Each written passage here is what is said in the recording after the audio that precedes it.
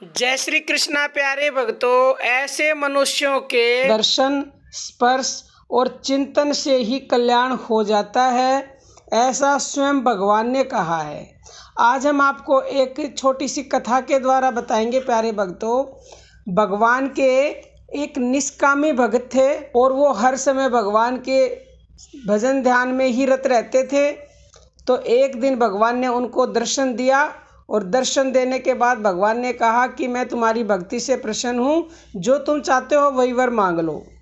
तो भक्त ने कहा, भगवान आप इतना ही आग्रह करते हो, वैसे तो मुझे किसी वस्तु की कोई ज़रूरत नहीं है। लेकिन भगवान के बार बार आग्रह करने पर तो उन्होंने कहा, आप इतना आग्रह करते हो तो ठीक है प्रभु, आप ऐसा करिए, पूरे संसार के जीवों का कल्याण कर दीजिए। तो प्यारे भक्तों, भगवान ने कहा, यदि सब जीवों का कल्याण कर दिया तो उनके पापों का फल कौन भोगेगा। तो भक्त ने कहा, प्रभु सबके पापों का फल मुझे भुगता दीजिए। तो भगवान बोले, तुम इतने अच्छे निष्कामी भक्त हो तो तुम्हें सभी जीवों का पाप मैं कैसे भुगता सकता हूँ। तो भक्त ने कहा, फिर तो क्षमा कर दीजिए भगवान।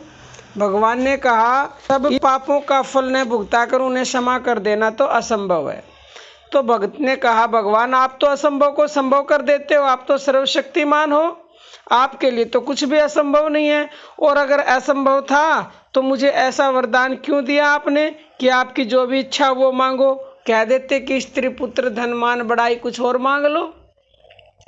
तो प्यारे भक्तों, जो इच्छा हो सो मांगने का वचन देने पर तो आपको मेरी इच्छा पूरी करनी ही पड़ेगी। तो भगवान ने कहा, ठीक है भाई, मेरी हार हुई और तुम्हारी जीत हुई। मैं भक्तों के सामने सदा ही हारा हुआ हूँ, क्योंकि जैसा भक्त चाहते हैं फिर मैं वैसा ही करता हूँ। तो भक्त ने कहा, प्रभु हार तो मेरी हुई है, जीत तो तब होती जब आप सबका कल्याण कर देते। तो भगवान ने, जानते हो प्यारे भक्तों क्या कहा। भगवान ने कहा, तुम्हारे इस निस्वार्थ भाव से मैं अति प्रसन्न हूँ। मैं तुम्हें यह वरदान देता हूँ कि जो भी मनुष्य तुम्हारा दर्शन, स्पर्श और चिंतन आदि करेगा उसका भी कल्याण हो जाएगा। इस प्रकार संसार का निस्वार्थ भाव से कल्याण चाहने वाले भक्तों को भगवान ने अपने से भी बढ़कर बताया है।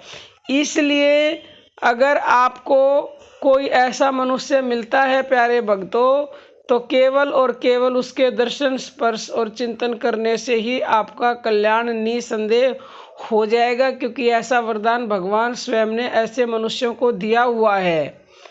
तो अब आप समझ गए होंगे। कोई भी आपका प्रश्न हो तो कमेंट बॉक्स में पूछिएगा। अब हम अपनी वाणी को विराम देते हैं। जय श्री कृष्णा प्यारे भक्तों।